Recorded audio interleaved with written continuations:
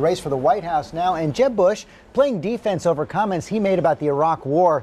His Republican rivals pouncing as Bush wrestles with his older brother's legacy. ABC's John Carl is in Washington with all the latest. Good morning, John.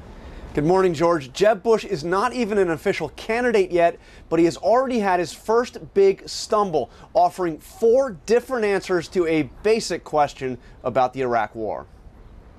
For Jeb Bush, it was a moment of shock and awe. Knowing what we know now, would you have authorized the invasion?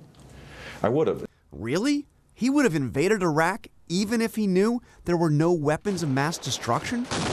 Now Bush is saying he misheard the question. I heard whatever I heard, it was translated, knowing what you knew then, what would you do? The misheard question and the less than smooth clarification has suddenly put the Iraq War, the most unpopular decision of his brother's presidency, front and center in the campaign. Bush's Republican rivals are pouncing. We now know that intelligence was false. No way we would have gone to war with Iraq. I want to directly answer your question because that's what I do.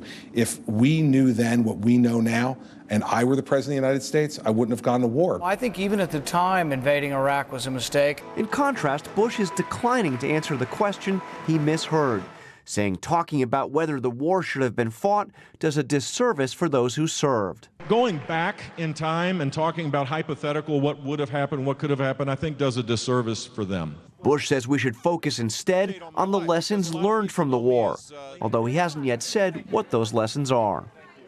Jeb Bush's latest answer on this, George, is, quote, given the power of looking back, of course anybody would have made different decisions. Still not crystal clear, but he's moved much closer to that direct no answer that his rivals have given. And they did that fast. Okay, John Carl, thanks very much.